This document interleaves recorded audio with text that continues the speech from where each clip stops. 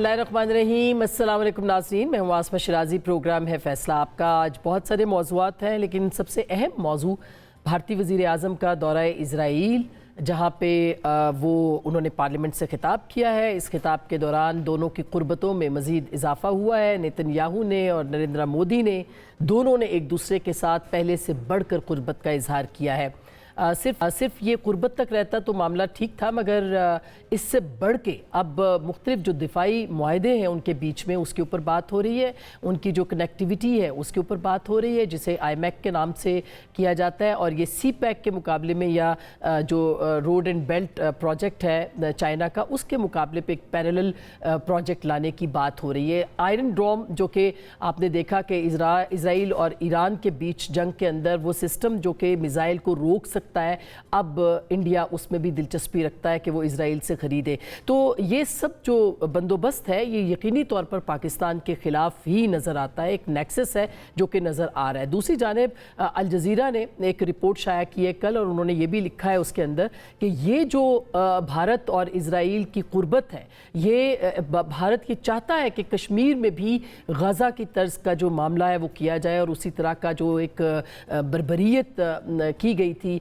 Israel की जानिब से, उसको कश्मीर में भी आजमाया जाए। और फिर उसकी एक पूरी लॉजिक है जो मौजूद है। लेकिन ये भी कहा गया है कि इससे अनरेस्ट जो है वो भारत के अंदर होगा, क्योंकि एक बहुत बड़ी अक़लियत जो है, मुसलमान अक़लियत, वो वहाँ पे मौजूद है। अब इसके ऊपर भी बात करेंगे आज के इस प्रोग्राम में। साथ ही साथ ईरान और अमेरिका के बीच मुज़ाकरात का एक और दौर जारी है जनेवा में इस वक्त, और इसकी तरफ पूरी दुनिया की नज़रें हैं कि आज क्या तय पाएगा, क्या किस तरह के मामलात आगे बढ़ेंगे। और आज याद रहे कि सदर पज़ेश्कियान ने ये कहा है कि आयतुल्लाह ख़ामनाई जो है, उन्होंने ये कहा है कि हम किसी सूरत भी जो है वो जौहरी हथियार रखने को ममनू करार देते हैं और इसकी फेवर में नहीं है। तो अब इतनी बड़ी यकीन दहानी आ चुके हैं। इससे पहले ये फतवा इमाम खुमैनी भी दे चुके हैं, और अब यकीन दहानी के बाद क्या ये हम कह सकते हैं कि ईरान और अमेरिका के बीच कोई मुआहदा आज तय पाएगा? और अगर नहीं तय पाएगा तो क्या मामला जंग की तरफ बढ़ेंगे? जंग होगी तो क्या होगा? पाकिस्तान के लिए क्या मामलात होंगे?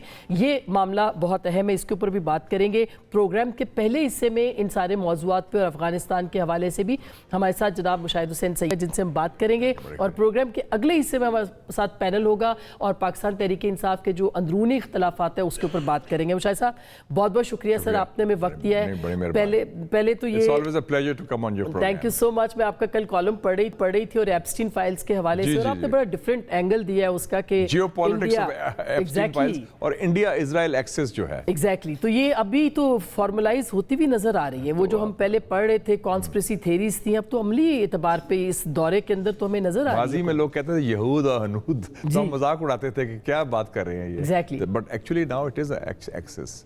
और आज जो मोदी साहब उधर मौजूद हैं कल से, जिस तरह उनका इस्तकबाल हुआ, नेतन्याहू ने कहा he is more than a brother, और जो और उनको अवार्ड्स मिल रहे हैं सारा है। और इस वक्त जाना जब नेतन्याहू एक क्रिमिनल है, international criminal court warrant arrest के हैं, ईरान के साथ जंग की बादल मंडला रहे हैं, और खुद वो तनहा है। Israel is the most hated country in the world, terrorist state. उस वक्त जाके यकजहती का इजहार करना मोदी का, इसका मतलब है कि उन्होंने कितनी पुख्तगी है। और उससे पहले आपको याद होगा कि नेतन्याहू ने ऐलान भी किया था कि एक नया इत्तेहाद पैदा हो रहा है मिडल ईस्ट में, और वो जिसका महवर होगा ईरान के खिलाफ और तुर्की के खिलाफ और ममालिक के खिलाफ भी। नाम तो बाकी के नहीं लिए, लेकिन मुसलमानों के खिलाफ अलायंस की बात की है।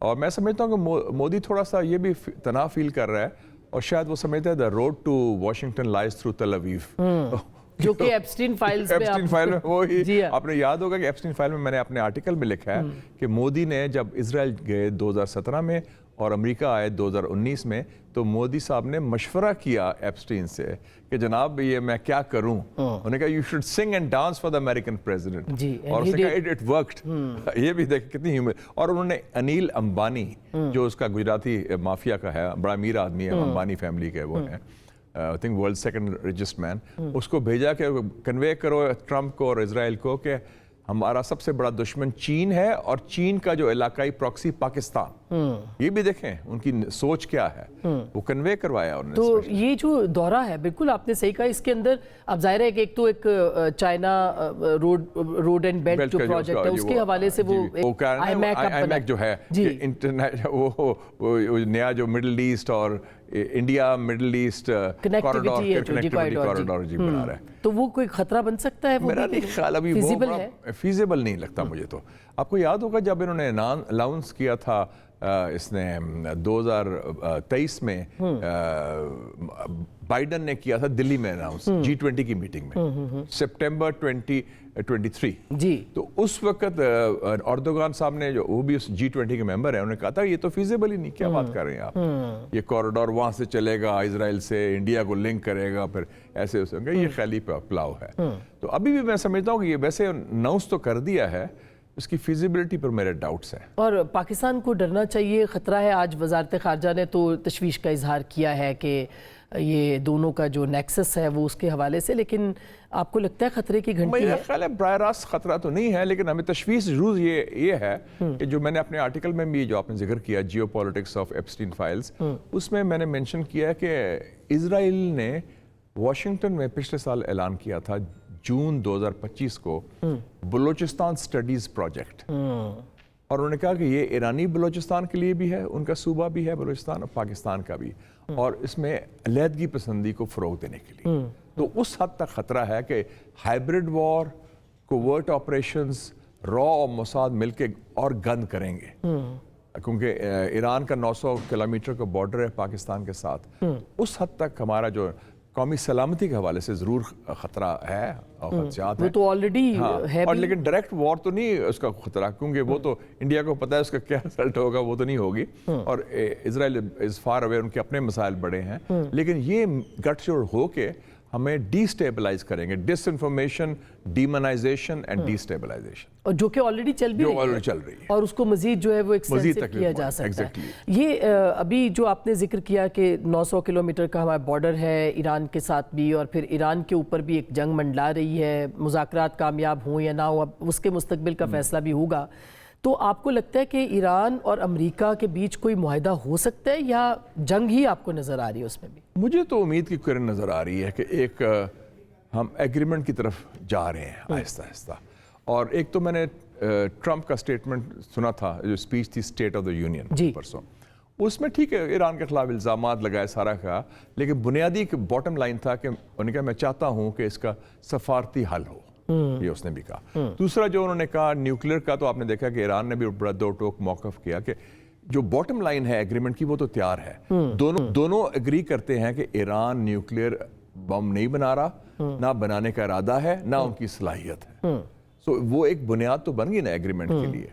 अब अगर उसके अलावा बाकी तो है कि जी वो मिसाइल प्रोग्राम कैप करना, ये प्रॉक्सीज, वो तो टेक्निकल इश्यूज बना दिए इन्होंने, ज़बरदस्ती डाल दी हैं। तो बुनियादी तौर पर एक ये भी उनको मालूम है कि Iran is no Venezuela and Iran is not Saddam Hussein Iraq.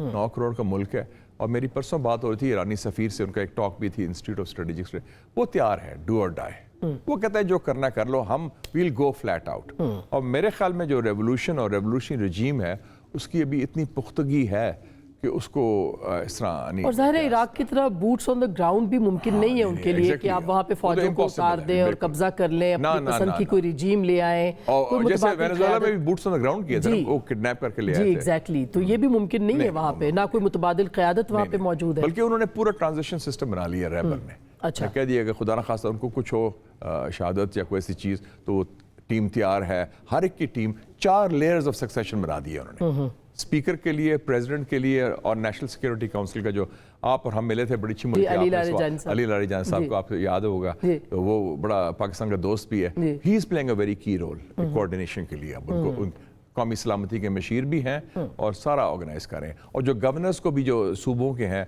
उनको भी अथॉरिटी दे दी है कि अगर राब्ता टूट जाए तेहरान से तो आपका जो है आपने क्या करना है उस सिचुएशन में। तो आपको लगता है इम्कानात कम है कि जंग? मेरा मुशाहिदा ये कहता है कि अभी जंग के इम्कानात नहीं। اور اگر ظاہر امن ہوگا تو بھی وہ تو بڑی تاریخی ہوگا ہمارے لیے بھی اس پہ کچھ نکلے گا. ٹرمپ کی جو ایک دلی خواہش ہے نوبیل پیس پرائز کی, اس کے لیے تو یہ ایک اور جنگ رک جائے گی جو کہ روکی جائے گی ان کی طرف سے. تو اس پہ ہمارے لیے بھی ظاہر ہے کہ اگر امن میرے خیال میں میرے لیے تو ہمارے لیے تو بہت اچھا ہو جائے گا کہ وی کین ہیو اے سائے آف ریلیف, کہ خدا نخواستہ اگر جنگ ہو تو بہت گڑبڑ ہوگی اور جنگ کے نقصانات. اور ایک اور چیز ہے, اگر جنگ خدا نخواستہ کروا دی نیتن یاہو نے جو چاہتا ہے, تو وہ میرے خیال میں سیاسی طور پر بہت دھچکا ہوگا ٹرمپ کے لیے. ان کے الیکشنز بھی آ رہے ہیں مڈ ٹرم کے, وہ تباہی ہوگی کیونکہ اس پہ امریکن عوام جنگ نہیں چاہتے. اور یہ پلیٹ فارم بھی آیا تھا کہ میں جنگجو نہیں ہوں, میں نئی جنگیں شروع نہیں کروں گا بلکہ جنگ بند کروں گا. تو اس ساری سچویشن کو دیکھتے ہوئے مشکل ہے ان کے لیے بھی, پھر پوری دنیا کی اکانومی کے لیے بھی مشکل ہے. بالکل ایبسولوٹلی. اور ہمارے لیے اگر اسٹریٹس آف ہارمز جو ہے 40% تیل آتا ہے, اگر وہ رک جائے یا ان کے کچھ بندے مارے جائیں امریکنز کے, کیا ہوگا؟ وہ ایرانی تو ہٹ بیک کریں گے. اور ہم کہاں کھڑے ہوں گے اگر جنگ ہوتی ہے تو؟ دیکھیں جی, جنگ ہو یا نہ ہو ہم ایران کے ساتھ کھڑے ہیں. ہم پچھلی دفعہ بھی کھڑے رہے اور ہمارے جو لیڈرز ہیں انکلوڈنگ دا فیلڈ مارشل, انہوں نے صحیح مشورہ دیا ٹرمپ کو کہ جناب یہ رجیم چینج کی کوشش نہ کریں اور یہ کوئی جنگ نہ بڑھائیں, کیونکہ یہ آپ کے مفاد کے لیے بھی نہیں, ہمارے خطے کے مفاد کے لیے نہیں بھی ہے اور کسی کے مفاد میں نہیں ہے. اور یہ بات سمجھ میں آئی ان کو؟ میرے خیال میں سمجھ آ گئی تھی. تو پاکستان ابھی بھی, اور ابھی صرف پاکستان نہیں ہے, دیکھیں نا, رجب طیب اردوغان, محمد بن سلمان, اب فیلڈ مارشل عبد الفتح سیسی, سارے یہی کہہ رہے ہیں. بلکہ سارے عرب ممالک, مسلمان ممالک اس چیز پر یکجا ہے کہ جنگ نہیں ہونی چاہیے اور حملہ نہیں ہونا چاہیے ایران. مشاہد صاحب, میں دوبارہ یہ انڈیا اور اسرائیل کی طرف اگر آؤں تو جو الجزیرہ نے لکھا ہے, اس کے اوپر رپورٹ کیا ہے, میں نے پڑھا ہے جی, اس میں تو وہ غزہ اور کشمیر کا وہ کمپیریزن کر رہے ہیں کہ اگر یہ نیکسس بن گیا یا یہ ان کا دفاعی معاہدہ ہو گیا, جو کہ پہلے بھی ہم نے ہاروپ اور اس کے اندر دیکھا ہوگا, وہ خود ان کے ٹیکنیشینز چلا رہے تھے. جی ایگزیکٹلی. تو کیا پھر غزہ بنایا جا سکتا ہے کشمیر کو خدا نہ خواستہ؟ میرا نہیں خیال, کوشش تو یہی ہے لیکن سوچ وہی ہے نا, ہندوتوا کی, زائنزم کی, اکھنڈ بھارت کی, ایرٹس اسرائیل گریٹر, اور وہ ڈیموگرافک بیلنس چینج کرو. بلکہ میں نے اپنے آرٹیکل میں بھی ذکر کیا ہے ایپسٹین فائلز کے, کہ انہوں نے باراک جو تھا اسرائیلی پرائم منسٹر نے ایپسٹین کو کہا کہ ہم 10 لاکھ روسی بلا لیتے ہیں تاکہ اسرائیل کی آبادی تبدیل ہو جائے. جی, تو وہی کام یہ کر رہے ہیں جو اپنے آر ایس ایس کے لوگوں کو لا رہے ہیں مقبوضہ کشمیر میں, ان کو آئی ڈی کارڈز دے رہے ہیں, اور ان کو 5-10 لاکھ لوگ تو انہوں نے کر دیے ہیں چینج. مقصد یہی ہے. لیکن کشمیر میں چونکہ آبادی کا تناسب اور ہے, اور لیکن مسلم اقلیت تو بہت بڑی ہے وہاں پہ, اور اس سے نقصان ہو سکتا ہے انڈیا کو اگر اسی طرح. آج بھی دیکھیں آپ ان کی تمام لیڈرشپ جو کانگریس کی ہے وہ ٹویٹ کر رہی ہے یا وہ بیانات دے رہی ہے کہ یہ انہوں نے وہاں پہ جا کے فلسطینیوں کی بات دیکھنا. اس میں اچھی بات یہ ہوئی ہے کہ صرف مسلمان نہیں بلکہ کرسچنز اور ہندوز جو کانگریس والے بھی ہیں اور دوسری جو نان بی جے پی پارٹیز ہیں, سب نے ایک موقع اختیار کیا کہ آپ کیا کر رہے ہیں, کہ مودی نے جا کے اس کے ساتھ کر رہے ہیں جو سب سے ہیٹڈ, سب سے آئسولیٹڈ اس وقت لیڈر ہے پورے دنیا میں, اور آپ میسج دے رہے ہیں ایک نفرت کا, تقسیم کا, تعصب کا اپنے ملک کے حوالے سے. مشاہد صاحب, آپ کا تو سیاست ظاہر ہے, آپ سیاست بھی آپ جانتے ہیں, صحافت بھی آپ جانتے ہیں, سفارتکاری سے بھی آشنا ہے کیونکہ لکھتے پڑھتے ہیں. یہ اب سیاست کے بھی اوپر بھی ہم 2-3 سوال آپ سے پوچھ لیں جاتے جاتے, کہ اسی دفعہ آپ نے اتنی بڑی خبر دی اور وہ بہت بڑی بن گئی ڈیل کے حوالے سے اور سارا.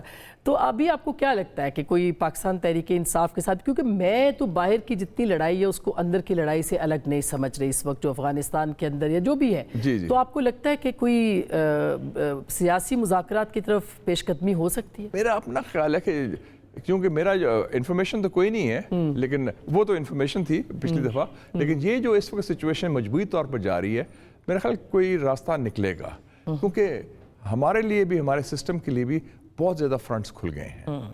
دیکھیں نا, افغانستان بھی ایک طرف ہے, ایران کی سچویشن انڈیپینڈنٹلی اس کے ساتھ ہے, اسرائیل کے ساتھ, انڈیا کا بھی ہے, پھر آپ کی اکانومی, دہشت گردی, اور انگیجمنٹ ہونی پڑے گی.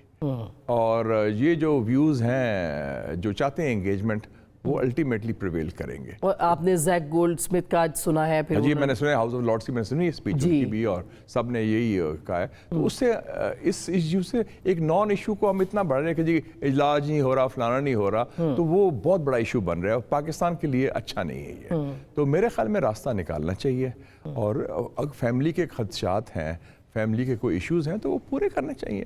اگر پمز نہیں تو شفا ہاسپٹل میں فرق تو نہیں ہے نا جی, اور it's a humanitarian issue, treated as a humanitarian issue, not as a political issue, کیونکہ میڈیکل ایشو جو ہے. ایگزیکٹلی, بالکل. اور قومی یہ جو آپ نے دیکھا تحریک تحفظ, کیونکہ ماضی میں انہوں نے نہیں کیا. جب میاں صاحب کا ایشو تھا اس وقت ان کی بیگم کا, تو لوگوں نے کافی اس کو مذاق بھی اڑایا, نیگیٹو کیا, لیکن وہ اس غلطی سے سبق سیکھنا چاہیے. بالکل, اب ظاہر آگے بڑھنا چاہیے, پچھلی غلطیاں دہراتے رہنے سے. تو میرے خیال میں یہ ہیومینیٹیرین ایشو کو لے کے اور اس سے ایک راستہ نکل سکتا ہے. سر, ابھی قومی حکومت کی بھی بڑی بات ہو رہی ہے, تو آپ کیا سوچتے ہیں؟ آپ کو کچھ پیش منظر نظر آ رہا ہے کہ آگے جا کے کوئی ایسی صورتحال بنے؟ اس وقت ایک ویو ہے سسٹم کے اندر ہے کہ کوئی مزہ نہیں آ رہا, اتنے ہم نے چھتری بھی دی, سارا کچھ ہو رہا ہے, لیکن جو کور ایشوز ہیں, معیشت کی بحالی وہ نہیں ہو رہی, سیاسی استحکام نہیں ہو رہا, اور دہشت گردی کو مقابلہ نہیں ہو رہا. یہ 3 کور ایشوز ہی ہیں نا, معیشت, سیاست اور دہشت گردی, وہ تو قابو میں نہیں آ رہے. تو اس کا کیا حل ہے پھر؟ تو وہ حل سسٹم کے اندر سے ہے یا باہر سے ہے؟ اور یاد رکھیں کہ ہمارے جو بھائی ہیں اسٹیبلشمنٹ والے, وہ ہمیشہ پلان بھی رکھتے ہیں, پلان بی, پلان سی, کہ جی اگر یہ فیل ہو جائے تو پھر یہ ہو جائے. ہو سکتا ہے کوئی ونڈر بوائے کی تلاش ہو آپ کے خیال میں؟ میرے خیال میں ونڈر بوائے کے علاوہ بہتر ہے کہ انسٹیٹیوشنل بات کی جائے. ایک بندے کا کام نہیں ہے یہ پورے ادارے کا ہول آف سسٹم اپروچ ہے. ہم مسیح کی تلاش میں ہوتے ہیں, مسیح نہیں آتا کوئی. پالیسیز چینج کریں, انسٹیٹیوشنز کو اکٹھا کریں جس میں سارے صوبے ہیں, سارے ادارے ہیں, بالکل, اور اس کی ضرورت ہے.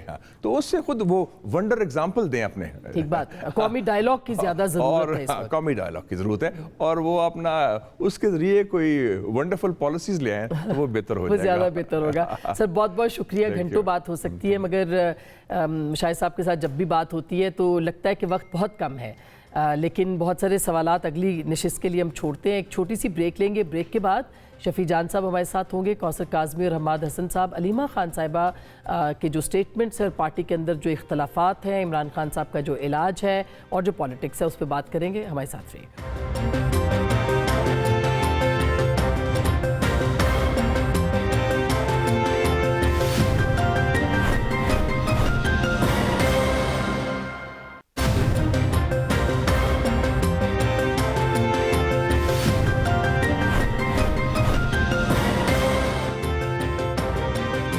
Welcome back. ایک دفعہ پھر آپ کو خوش آمدید کہتے ہیں. پاکستان تحریک انصاف کے اندرونی اختلافات اور اس کے ساتھ ساتھ جس پہ ہم بات کریں گے, اور آج بیرسٹر گوہر صاحب نے اپنی وضاحت بھی دی ہے. کل علیمہ خان صاحبہ نے سخت سست کہا, تمام جو قائدین تھے ان کے اوپر ان کو چارج شیٹ کیا کہ وہ نہیں آتے ہیں, جس پہ بیرسٹر گوہر جو ہے انہوں نے اپنا دفاع کیا. انہوں نے کیا کہا وہ کوئکلی ذرا سنیے گا, پھر بات کرتے ہیں.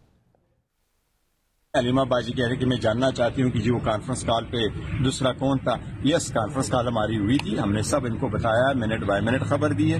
میرے ساتھ دوسرا بندہ جو کانفرنس کال پہ تھا, ان لوگوں کے علاوہ وہ سہیل افریدی صاحب تھے. وہ ماننا چاہ رہی تھی کہ میں کہہ دوں, میں نے کہہ دیا. وہ بہنیں ہیں اور وہ ان کا کنسرن ضرور ہوگا. ہر مہینے نے کروڑوں کی قربانیاں دی ہیں, ان کی 20 کیسز بنی, اور میں فیملی کو بھی ریکویسٹ کروں گا آپ کی محبت خان صاحب کے لیے اپنی جگہ, اور ہمارے دل سے پوچھ لیں, ہماری محبت بھی کلاس کی ہے. سوشل میڈیا پہ ایک مہم ہے جو ان وکلاء کے خلاف چل رہی ہے, اور اس کا دفاع بھی کیا بیرسٹر گوہر صاحب نے, لیکن ساتھ میں یہ بھی کہا ہے کہ کانفرنس کال کا سوال کیا گیا تھا تو وہ سہیل آفریدی صاحب تھے, یہ وہ چاہتی تھی کہ بتایا جائے, جو کہ انہوں نے بتایا.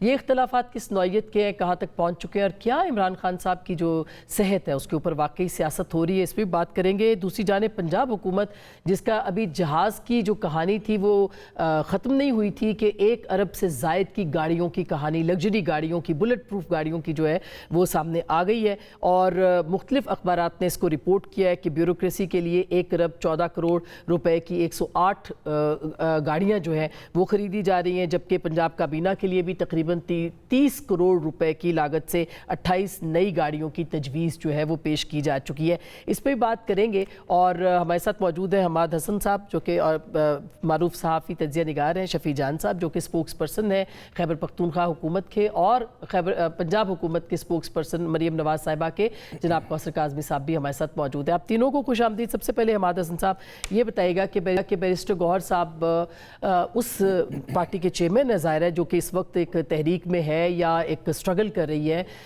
उनको क्या वाकई उस पोजीशन पे लाके खड़ा कर दिया गया है कि वो अपनी पोजीशन वाज़े करें, और अलीमा खान साहिबा क्यों अपनी पार्टी क़यादत के ऊपर इल्ज़ामात लगा रही हैं? बहुत शुक्रिया आसमा।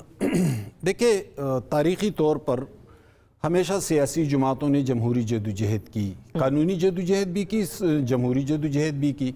भुट्टो साहब भी जेल में थे, बेनज़ीर भुट्टो और नसरत भुट्टो साहिबा जमहूरी जदोजहद करती रही, लेकिन पार्टी इंटैक्ट थी। तमाम पार्टी अपने अपने डोमेन में कर रहे थे। बहुत से कारकुन जेलों में भी थे, कोड़े भी खा रहे थे, लेकिन कहीं इख्तलाफ नहीं था पार्टी के अंदर। फिर नवाज शरीफ साहब के पे जो मुश्किल वक्त आया, कलसूम नवाज साहिबा निकली थी, फिर अटक किले से जब उनको जलावतन किया गया तो उन्होंने अपने ख़ानदान से बाहर के जावेद हाशमी को पार्टी का सदर बनाया और वो पार्टी चलाते रहे।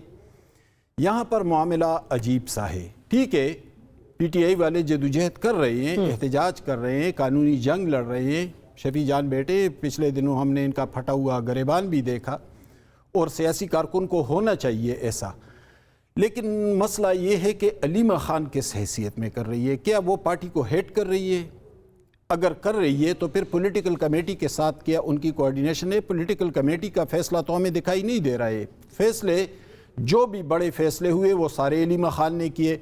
यानी आप अली अमीन गंडापुर की मिसाल ले लें, उनसे आप हज़ार हा इख्तलाफ करें, लेकिन उन्हें इंतहाई मुश्किल हालात में पार्टी को भी संभाला, सूबे को भी किसी हद तक संभाला था, कोऑर्डिनेशन में भी थे, मामलात भी चलाते रहे, हालांकि पार्टी के लिए इंतहाई मुश्किल वक्त था।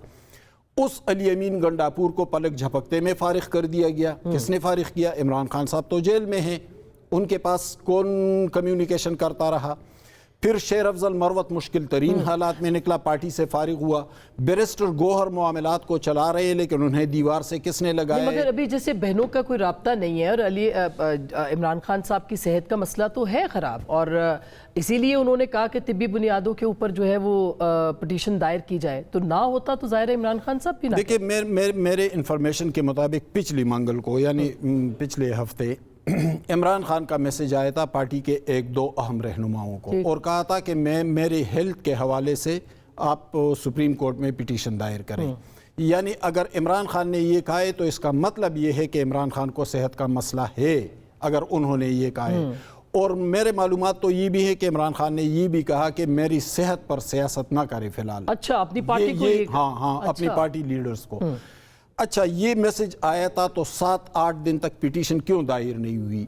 यानी वो सलमान सफदर जो इतना अमाउंट ले रहे हैं, जो फीसेस ले रहे हैं, वो बहुत ज़्यादा है। चले, मैं उसका जिक्र नहीं करता।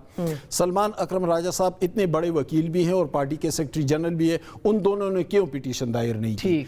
मेरे मालूमात ये है कि फिर पार्टी के लीडरों ने लतीफ़ कोसा साहब से कहा और उन्होंने कल पिटीशन दायर की। अच्छा, और उसके बावजूद उनके खिलाफ जो है वो, और जैसे ही उन्होंने पिटीशन दायर की है, उसी वक्त अलीमा खान ने पार्टी के खिलाफ प्रेस कॉन्फ्रेंस। ये क्या कहेंगे शफीस के ऊपर कि इमरान खान साहब हिदायत दे रहे हैं सेहत पे सियासत ना हो, और सियासत कोई और नहीं, हुकूमत तो चाहेगी कि सियासत हो, लेकिन आपकी पार्टी के अंदर से सियासी चीज़ें हो रही हैं। सबसे पहले आसमा साहिबा आपका शुक्रिया। जहाँ तक अलीमा साहिबा का सवाल है और जहाँ तक सेहत की बात है, तो स्टांस बड़ा क्लियर है तहरीक इंसाफ का कि हम इमरान खान साहब की सेहत पे सियासत नहीं करना चाहते।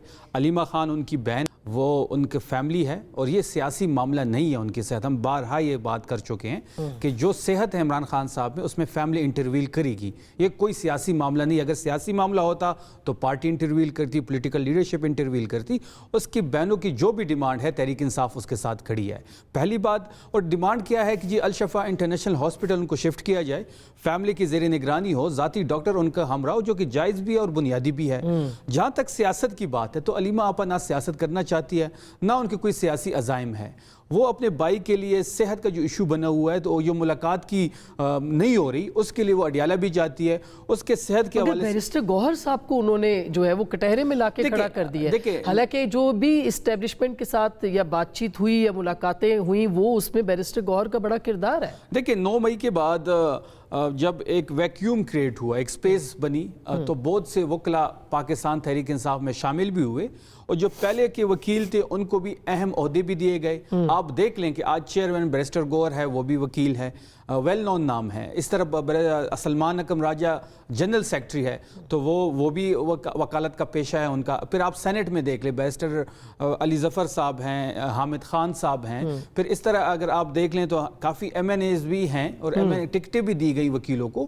تو وکیلوں کو چاہیے کہ وہ عمران خان صاحب کے کیسز کو پرسو کرے، وہ کوشش کرے کہ کیسز لگے. وہ کہہ رہے کہ ہم کر رہے ہیں، کوشش کر بھی رہے ہیں، لیکن تھوڑا مزید کوشش کرنی چاہیے، ایک سٹیپ مزید فارورڈ کرنا چاہیے، کیونکہ ہم چاہتے ہیں کہ عمران خان صاحب کے کیسز لگیں. آج آپ نے دیکھا ہوگا کہ 3-4 دن سے ہم سپریم کورٹ کے سامنے دھرنا دے رہے ہیں، پارلیمنٹیرینز وہاں پہ موجود ہیں. سی ایم سہیل افریدی صاحب نے خود لیڈ کیا اس کو، وہاں پہ آئے، پورا دن وہاں پہ بیٹھے رہے.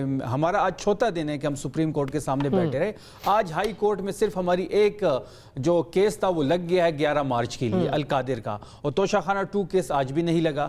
اب مسئلہ یہ ہے آسما صاحبہ کہ 200 سے زیادہ پارلیمنٹیرینز نے ایک پٹیشن سائن کی، ہائی کورٹ میں بھی اور سپریم کورٹ میں بھی پٹیشن لے کے گئے، وہ پٹیشن نہیں لگی. 12 سے زیادہ پٹیشن سپریم کورٹ میں پڑی ہوئی ہے ملاقات کے حوالے سے اور صحت کے حوالے سے، نہیں سنی جا رہی، نہیں لگائی. یہ 16 سے زیادہ پڑی ہیں اسلام آباد ہائی کورٹ میں. پھر دوسرے سائڈ پہ دیکھ لیں، 1 منٹ مجھے دیجیے گا، دوسرے سائڈ پہ آپ دیکھ لیں کہ جب خیبر پختونخوا کے شہراؤں پہ لوگ خود سے بیٹھے ہوئے تھے، ایک عام آدمی پشاور ہائی کورٹ گیا، پٹیشن لے کے گیا، اسی دن لگی، اسی دن سنی گئی، اسی دن فیصلہ ہوا. اگلے 24 گھنٹے امپلیمنٹیشن کی بات ہوئی. جہاں پہ تحریک انصاف کے خلاف کوئی چیز ہو تو کورٹس اسی دن لگاتی ہے، اسی دن سنتی ہے، اسی دن فیصلہ کرتی ہے. جہاں سے ہم آسانی ڈھونڈتے ہیں کورٹ کے ذریعے، نہ ہمارا کیس لگایا جاتا ہے نہ سنا جاتا ہے. بالکل، یہ جو ایک تو خیر عمران خان صاحب کی صحت ہے، اس کے اوپر حکومت بھی سیاست تو کر ہی رہی ہے نا. اگر چاہے تو ڈاکٹرز کو بھی بلایا جا سکتا ہے، ان کے ذاتی معالجین کو بھی، ان کی بہنوں کا شکوہ بھی ختم کیا جا سکتا ہے، جو کہ نہیں ہو رہا. تو پھر آپ کہتے ہیں کہ جی بات چیت بھی ہم نے کرنی ہے، تو یہ ایک ڈوئل پالیسی ہے.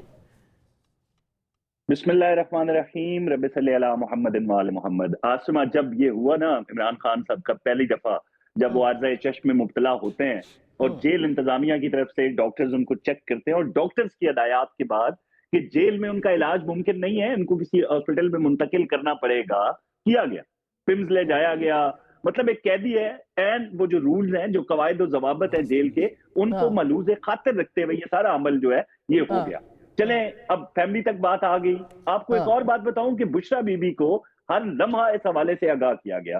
جب عمران خان صاحب کو پہلی دفعہ پمز لے جایا گیا، فالو اپ اپوائنٹمنٹ تھی جب، اس وقت ہر وقت ان کو بتا کے، اور امیجیٹ فیملی وہی ہے، نیکسٹ ٹو کن حکومت، جیل انتظامیہ یہی سمجھتی ہے.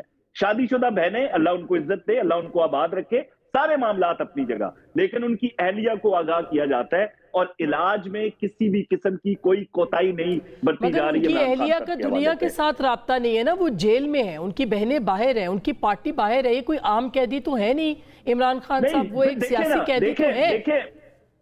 دیکھیں ایک بہن، اب آج علیمہ خانم صاحبہ کیا فرما رہی تھی کہ ہمیں نہیں پتا کتنی فیصد آگ ضائع ہو چکی ہے، کتنا معاملہ ان کا ویژن متاثر ہوا ہے. ایک طرف ٹی وی پہ بیٹھ کے ان کے لوگ آ کے کہہ رہے ہیں کہ ضائع ہو گئی، اب خان صاحب دیکھ ہی نہیں سکتے، ایک آنکھ سے ان کو نظر ہی نہیں آتا. تو یہ جو سیاست ہو رہی ہے نا، اس کا جواب تو ہمارے پاس نہیں ہے. ہاں، جیل انتظامیہ، جیل قواعد، جیل مینول کے تحت ہر قیدی کو یہ سہولت میسر نہیں آ سکتی کہ میں نے شفیع جان سے علاج نہیں کرانا، میں نے عماد حسن سے علاج کرانا ہے. یہ آپ کی منشا اور آپ کی مرضی کے مطابق ہو نہیں سکتا. یہ کنفیوژن کیوں ہے، اس پہ بھی تو غور کریں نا. یہ کنفیوژن اس لیے ہے کہ گورنمنٹ ان کی ملاقات نہیں کروا رہی. یعنی کبھی آپ نے یہ بھی دیکھا ہو کہ 4 مہینوں کے اندر ایک سیاسی لیڈر اندر ہے، اس کی پارٹی اس سے نہ ملے، اس کے وکیل اس سے نہ ملے. یہ کبھی ہوا ہے کیا نواز شریف صاحب کے ساتھ یہ کبھی ہوا تھا؟ بہت دفعہ ہوا ہے. کب ہوا؟ بہت دفعہ ہوا ہے. مجھے کوئی ایک جی، آپ نے بڑے تعامل کے ساتھ شفیع جان کو سنا. آپ اگر اسی صبر کے ساتھ مجھے سن لیں تو میں شفیع جان نے جو اعتراضات اٹھائے ان پورے کا جواب دے سکتا ہوں. یہ کہتے ہیں یہ عدالتوں کے اندر ہمارے کیس نہیں لگتے اور من پسند مرضی کے کیسز لگائے جاتے ہیں اور رد عمل بھی ان کا من مرضی کا آتا ہے. نواز شریف کو سنڈے بھی بلایا جاتا تھا، साकिब निसार और खोसा की अदालतें होती थी, इस्लामाबाद से लाहौर पहुंचते थे जाती उम्रा, अगली तारीख का बुलावा आ जाता था। इन्होंने तो वो माहौल देखा ही नहीं अदालतों का, इन्होंने वो सिसिलियन माफिया वाला दौर देखा नहीं है, इन्होंने तो वो दौर देखा नहीं है कि मैं खड़े खड़े 4-5 लोग इनके उड़ा के काज़मी साहब, आप तस्वीर के डर से रात के अंधेरे में, मतलब तस्वीर ना उतर आए, रात के अंधेरे में लेके आएंगे एक कैदी को, तो उसके बाद सवाल क्या, इसका मतलब क्या निकलेगा? यही निकलेगा ना, मतलब कि आप क्या चाह रहे हैं? तस्वीर मतलब की बात नहीं है जी, तस्वीर की बात नहीं है। क्या आपको बात पता है अडियाला जेल से पिम्स हॉस्पिटल तक रात के वक्त, मेरे ख्याल में ये तो नुक्स अमन वाला जो मामला है ना, वो तो है ही है। हमें पता है इन्होंने 1500-700 बंदे इकट्ठे करके ये कुछ भी कर सकते हैं। जो ये कह सकते हैं कि हम एक फोर्स बना रहे हैं, इमरान खान रिहाई फोर्स, और एन उसी लम्हे ये कह रहे हैं कि जो टेढ़ी उंगली से घी नहीं निकलेगा, सीधी उंगली से हम टेढ़ी उंगली कर लेंगे। मतलब इनके अज़ाइम आपके सामने नहीं आए, ये हुकूमत अच्छा, को ये अल्टीमेटम नहीं देते अपने अल्फाज से, अल्फाज के चुनाव ठीक है। से। ये क्यों कहते हैं कि हम टेढ़ी उंगली करेंगे? टेढ़ी उंगली से मुराद यही है ना आसमा, सर, रिहाई फोर्स पे भी हम बात करेंगे, वो हम उनसे पूछेंगे, लेकिन ये वही कोट लखपत जेल थी, यानी अभी खान साहब अडियाला में है तो वो कोट लखपत थी, वहां पे बिलावल साहब मिले थे। आपको याद है कि सियासी लीडर्स उनसे मिलते थे। क्या वजह है कि आप महमूद खान अचकज़ई साहब को एक्सेस नहीं दे रहे? आप ऐसे तमाम लोगों को वजह आसमा सुने भी तो सही ना, वजह ये है कि जो भी बाहर आता है आके ये नहीं कहता कि फील्ड मार्शल और अपने रियासती इदारों के ऊपर कत्ल के इल्जामात लगा दें। कोई ये नहीं करता था नवाज शरीफ से मुलाकात। अच्छा चले, मैं ब्रेक ले लूं, मैं ब्रेक ले लूं। सुने ना, ये छोटा एतराज तो नहीं है, छोटा एतराज तो नहीं है ना आसमा। हाँ। मतलब इस तरह के अल्फाज आपने नवाज शरीफ के किसी बंदे से या सियासी तौर पर जो उनको मिलने जाते थे, वो बाहर निकल के रियासती इदारों को मूरद इल्जाम नहीं ठहराते थे, वो पाकिस्तान की इज्जत को हर हाल में मुकद्दम रखते थे। यहाँ पे ये नहीं रखा जाता। मैं ब्रेक ले लूं, ठीक है, ब्रेक लेती हूँ। इसके बाद हम पूछेंगे शफी जान साहब के पास से भी सवाल, और हमाद हसन साहब से भी कि क्या हो सकता है। तहरीके तहफ़्फ़ुज़ कह रही है कि हम बातचीत के लिए तैयार हैं, तहरीके इंसाफ कह रही है हम बातचीत नहीं करते। होगा क्या ब्रेक के बाद?